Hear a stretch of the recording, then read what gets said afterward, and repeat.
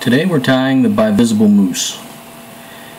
Bivisible moose is a search pattern I began tying 5 or 6 years ago.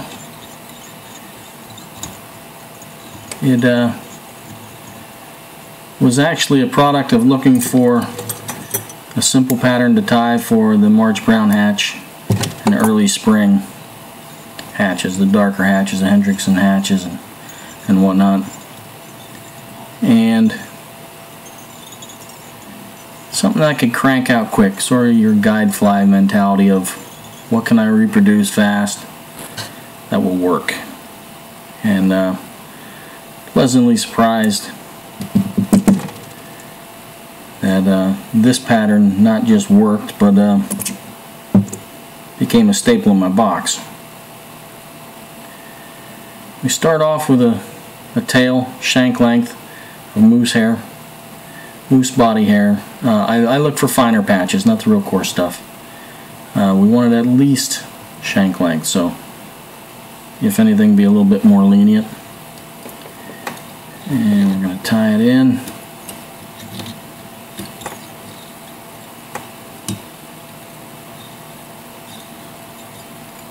Bring your thread back.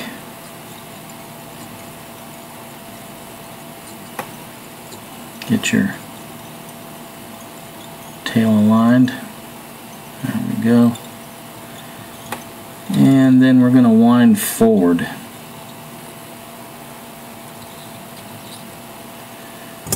And wind forward to about 2 eye lengths behind the eye with the hair. And that's going to help build up the body.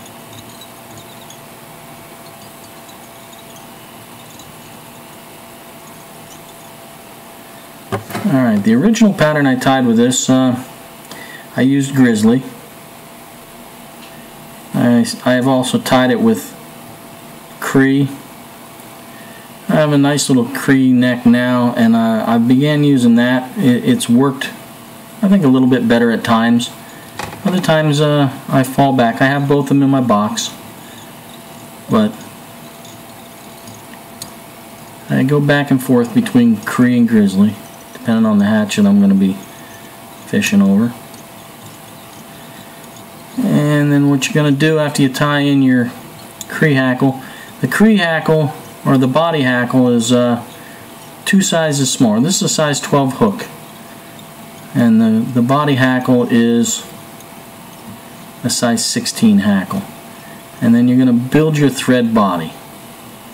There's no dubbing on this fly. You're just going to overwrap that moose hair. Give yourself an even body.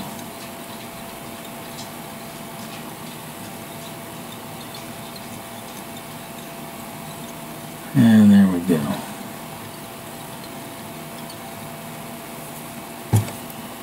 Okay, then you're going to palmer that Cree hackle forward.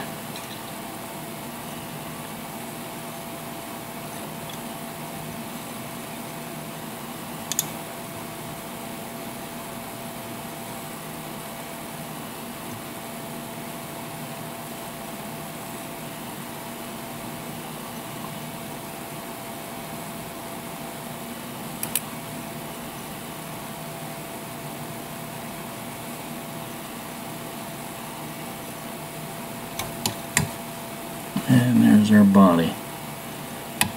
Considerably shorter than what your hackle will be.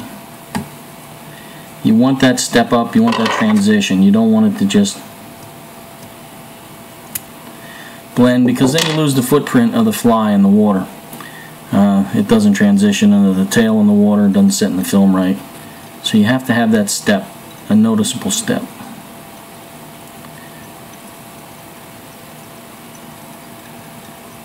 And build another thread base. So we have a little bit of a flyer there, not that it'll matter in the end.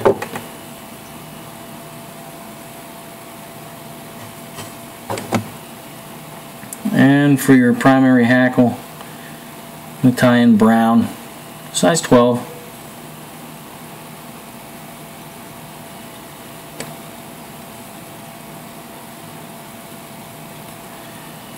again, you're going to tie in a decent thread base.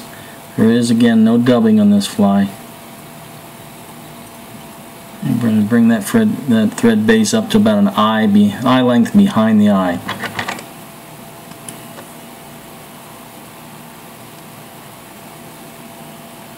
And then when you wind this hackle, you're going to wind it fairly close. Tight hackle, you're going to fill it up. You want this hackle to float the fly quite well. One in front of the other, stand it up.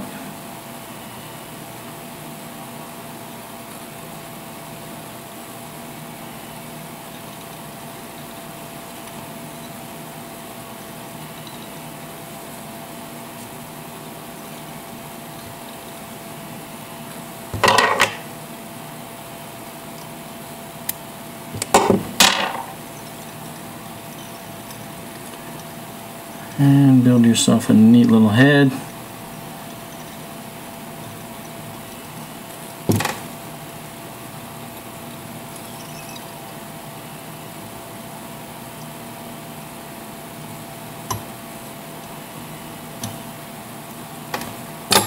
And there we go.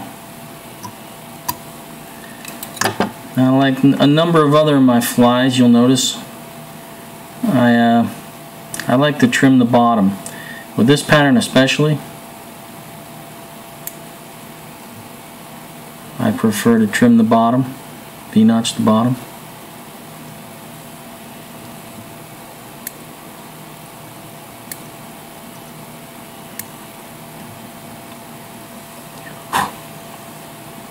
And again, I don't trim it all the way down.